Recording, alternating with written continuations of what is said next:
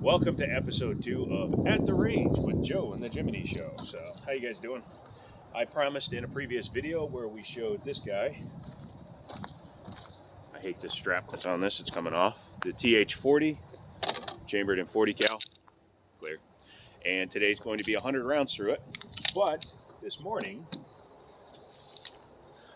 we also came out and put some rounds through this guy. And we're going to be throwing an optics plate on here because I have one coming from my SP01, but I think I'm going to sell the SP01 now that I'm thinking about it more. Put an optics plate on here, find an optic that I like, and then I'm going to send the gun out and get it milled because it's going to get a permanent mounted gun, or excuse me, optic. Now the one downside is I have to find who's going to do it when it has the roll pin for the extractor, but I believe there's companies out there that will direct mill a red dot for the DWX. Me and Jim shot it today, and he was out running the gun because he's an optics guy, and well, I got the yips. I was able to hit pretty good, and then I thought about it. Gotta stop doing that. But as promised, I said we'd bring this out. The Taurus the TH40 is a evolution of the PT805 series. This one has upgraded sights, front and rear fiber optics, double action and single action. Again, show it's clear. So, unlike the double strike capable guns, this is actually double action or single action with a decocker and manual safety. So, that'll be good. I'm just going to load up. We shot some 1776 ammo out of the other gun. I bought a few hundred rounds for the DWX, but we're going to be shooting this stuff. It's 1776. It's their lead-free sporting munitions, and it's lead-free, supposedly better for the range. It is a little bit lighter, however, it's got some velocity. So it's 115 grain 40 cal, so it's basically the weight of a regular 9mm. But we're going to see how that goes. Obviously, again, I'm out here at the range from Middletown Firearms. I'm going to be hitting this guy first at about 10 yards, just to see how she does, and then I'll shoot the Texas Star because I finally did one for the first time and I actually hit it. So, not going to be shooting this today. It's my carry gun, but I've already shot that and it runs fine, so we're good with that one. I might do one mag through this just to show you how smooth it is, but again, the focus of today is the Taurus. And unlike last time, I'm going to talk during this video. So, go ahead and open this up. And in a bit of blasphemy, I'm actually going to use the bag for the DWX to hold my rounds while I load. Don't forget to get subscribed if you like this kind of stuff. That way I can continue to pay for this kind of stuff and we can have fun with this kind of stuff. Also, I need to replace my uplula because I lost the damn thing. But for those of you that don't know, this is a 40 cal round. This is a 9mm. I kind of took the coating off it because I wanted to see what was inside of it. As you can see, they're the same length. That's why sometimes people will accidentally load a 40 into a 9, but they are very different in terms of diameter and the bullet length. You can see this is a stubby little guy, and these lead-free ones have this softer coating on it with a core of compressed material. So they act almost like a little bit more breakable than a standard round. According to my friend over here, Jim, he said that center fire actually provides the material for 1776. So, interesting. You also notice I'm wearing over-ear protection today. That's because I forgot my in-ears. Actually, I didn't. They're in my bag, so, you know. But this gun came from Middletown Firearms, so check them out. Sorry if the wind kicks up a little bit as we're shooting, but that does happen. I'm going to wind up moving that target back a little bit. Because like I said, I want to shoot from 10 yards, but I'm going to shoot from behind the table. Also helps me know where I am in frame, because as you saw from the last video, I kept walking in front of the camera angle, so I couldn't actually hit anything. But I'll do one mag where we'll talk about it, and then I'll turn it and we'll hit the hostage targets on camera. Also, they're not a sponsor, but make sure to check out Flex Fit. They make a good cap. I really like them. So this is literally my second 40 cal. It's a gun, should be fine, but I want to see what she does. Fully ambi, as we said before, so left and righties can run this guy however they want. We'll just see if these sights are on, because again, these are aftermarket sights. Who knows what they're going to do? So, first shots, TH40. Okay.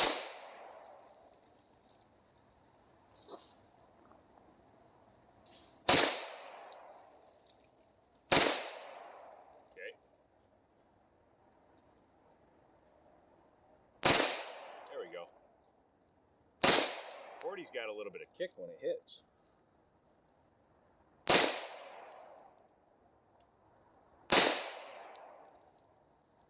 I winged it.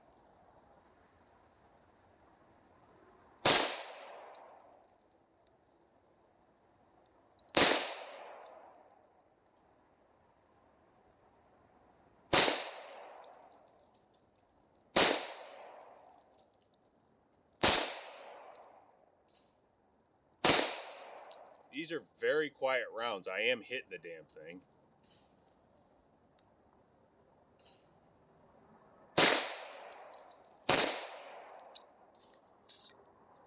Let me go up and look at it. Found the problem.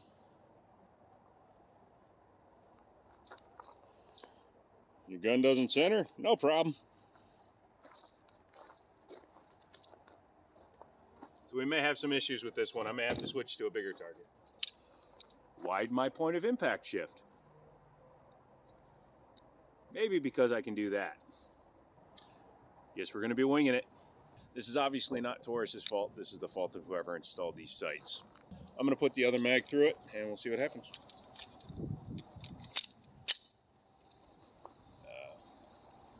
About 10 yards away still.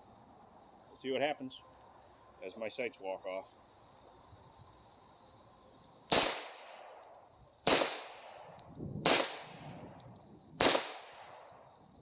Back.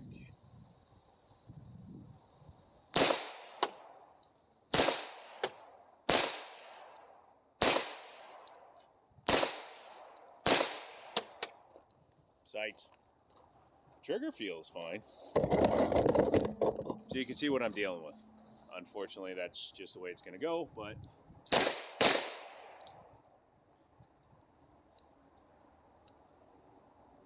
ooh.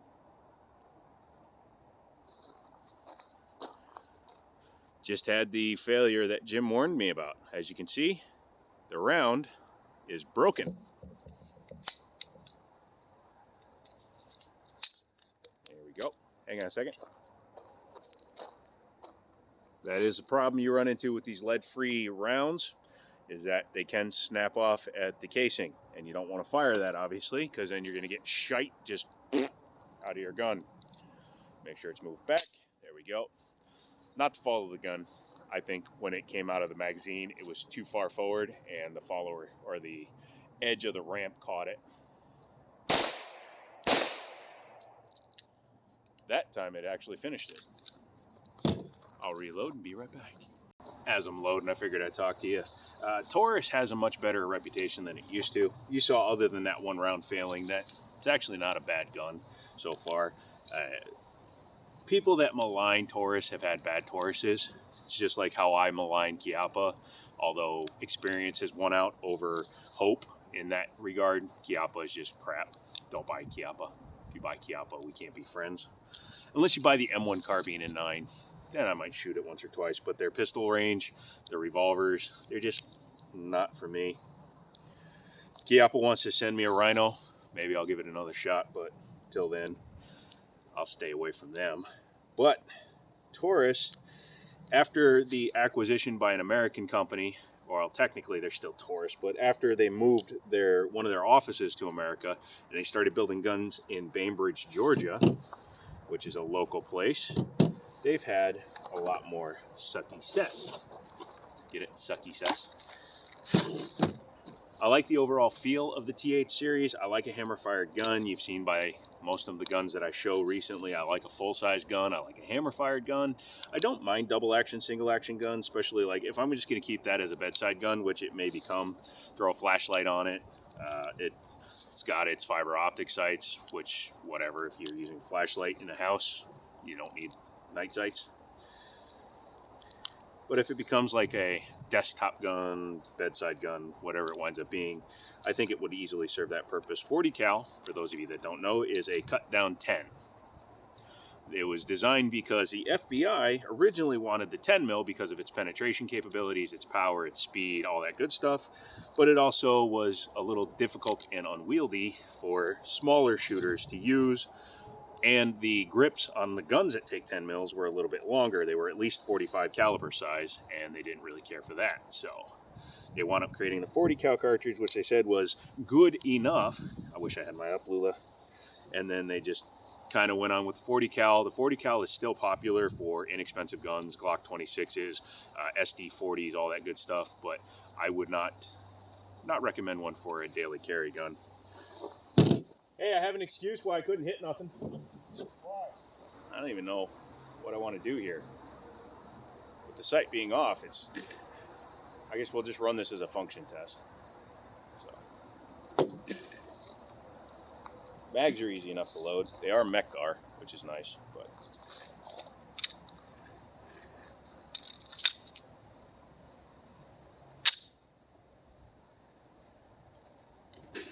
what if I just keep them all the way to the right?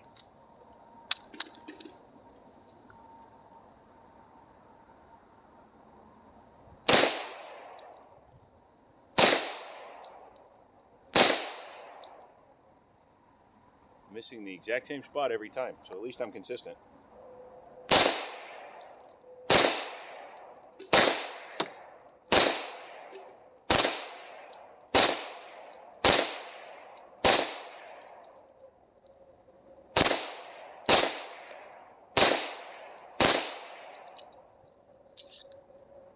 At least I can hit a torso target from here. Yep, let's walk the other way now. Absolutely stupid. Uh-oh.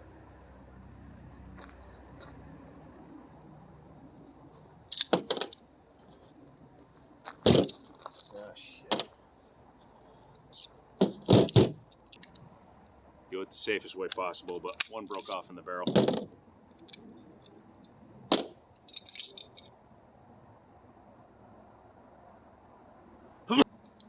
As you can see, disassembly is super easy in the field, just in case you need to.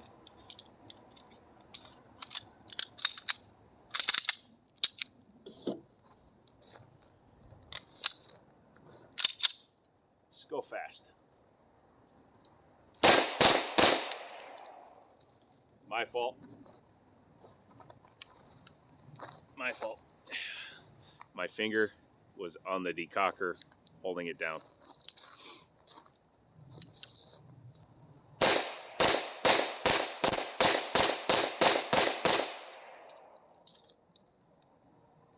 Woo. There we go.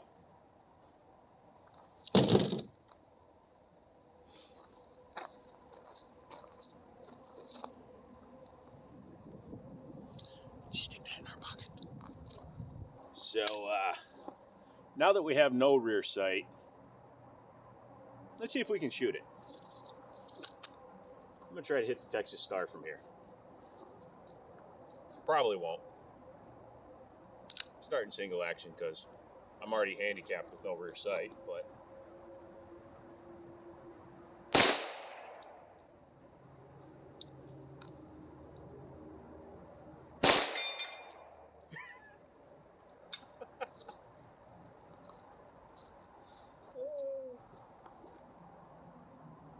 I was aiming for the top one and I hit the bottom one.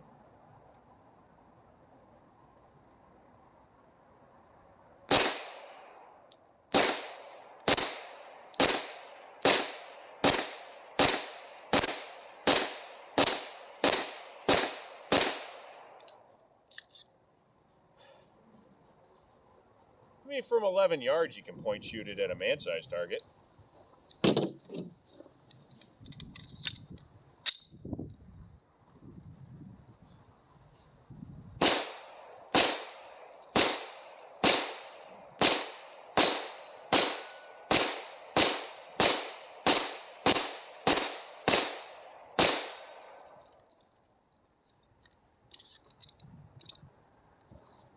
Sure brought my laser module. I have a laser module for this.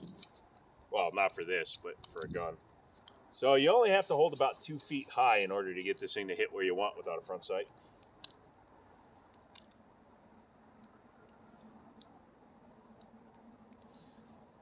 I was going to run the plate rack, but we both know that ain't happening.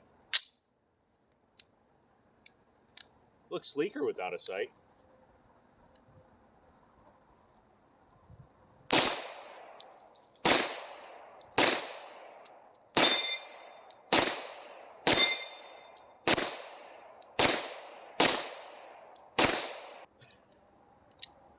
Got 2. Great. Tell you what I'm going to do. Because we had a bad experience with the sight being broken off.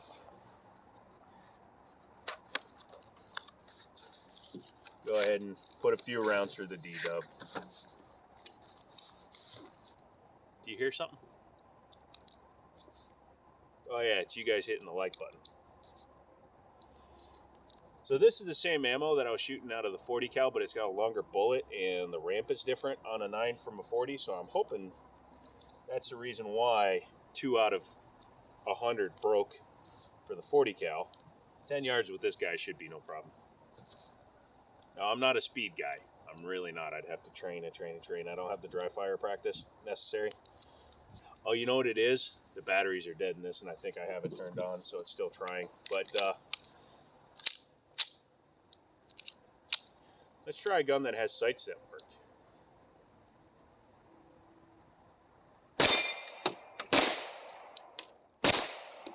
Oh, you bastard.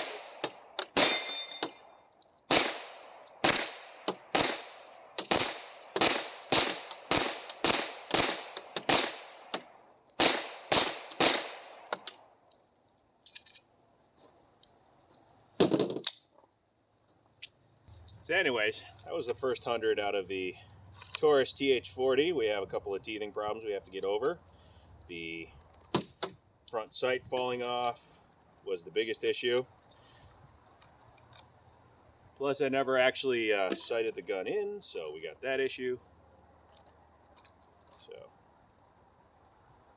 but now I got to clean up some brass. Back to me at the house. So I'm back home, cleaned up the Dan Wesson, put it back in its box. It's got to stay at the store until I finish paying it off.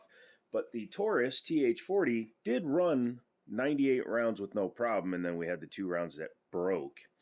And overall, the gun shot fine, and I was even able to point shoot using just the front fiber optic, but of course we did have the failure of the rear optic. It didn't fly off, but it worked its way loose after just a couple of 100 shots. So what we need to do now, and it's YouTube, so I'm not going to show me doing it, but I'll put it on and show you what happened when I'm done. We got some blue Loctite. I was going to say some blue blue. I don't know why I was going to say blue blue, but it's me, so that is a very common thing for me to do. But we'll put some blue Loctite on the screw so it gets down there and stays down there, and then we will see how it looks when I come back. And then I will give you my final thoughts on the gun.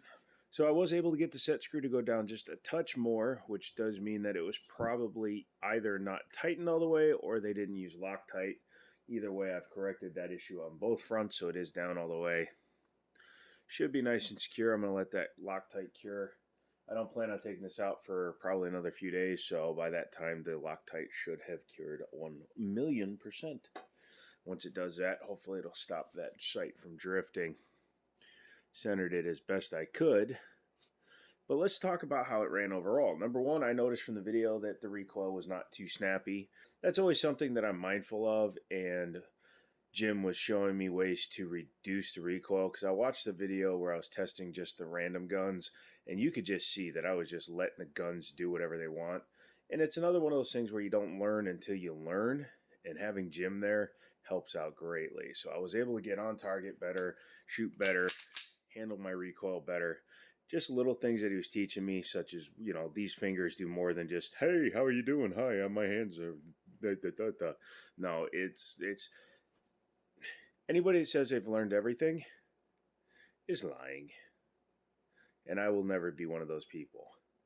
I'm always willing to learn if somebody's willing to teach constructively, unlike YouTube comments. But 100 rounds, 98 rounds, because the one snapped in half, or two snapped in half, and this thing ran all those rounds. I took apart the Dan Wesson. It was pretty clean inside, but I say we should take this one apart too before we do that. Obviously, check, make sure it's clear, Glock it. Don't need to do that, sorry. Habit with Glock takedowns is I'll always pull the trigger just because I think it needs to be done. But first inspections before we pull the barrel out, it's not terrible in there. I did notice a lot of unburnt powder in the Dan Wesson from those rounds because those were the only rounds we saw fired in there, so it had to be from there. So I was curious to see what it looks like in here. No, not bad at all, actually. Still pretty clean, so that ammo burned a lot cleaner than even like the Winchester white box stuff. A little bit of dirt on the ramp there, but that's why Yahweh invented paper towel, or whatever deity you prefer to call into existence for things you do. Yeah, just a little bit of that. I'll probably run a barrel brush through it. But she held up pretty acceptably. I'm very happy. Looking down in here, again, not nearly the same amount of unburnt powder as there was in the other gun. So I'm thinking just the 9mm charge just wasn't enough to set her off. But the 40 cal seemed to fire fine. Overall, it was a pretty pleasant shooting experience. As I've said before, I've only had two 40 cals before. I had a Glock 27 and I had a PX4 Storm, but I never shot it. I only bought it because it was a good deal and I wound up trading it for something else. But I was very satisfied with the way this one shot. For what I paid for it, it would make a great home defense gun. Or I could use it to trade in for something better. Either way, I am not in any way disappointed with this particular firearm. Reassembles just like a Glock, even with the double nested springs, just like a Glock.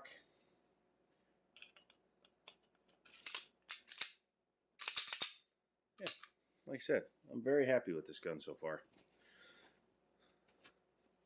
Now, a lot of people will tell you that 40 cal is dead. I'm not sure it's dead, but I am a proponent of going with 9 if the option arises. However, I don't think that you will be compromising that much by going with a 40 caliber handgun. A 40 caliber handgun can still do the work, still has good capacity at 15 rounds, and if you can get one cheap enough, it's worth having, at least so you don't have to, and I'm not knocking them, but you don't have to go with something like a High Point, which is more unwieldy with a lower round count. So if you have the ability to get something that's better ergos in the same kind of a price range, I would encourage you to go ahead and do it. So that's the first part of the 500 round just long-term test of this gun. I'll probably grab some Cellar and Bellet for the next set of 100, and we'll see how it does with some slightly higher grade ammunition or slightly less just target load ammunition. Yeah, that's it. So come back for that one. Thanks for checking this one out. Not a bad gun. We'll see how it does long term. Come back. Like, share, comment, all that good stuff. And I will talk to you later.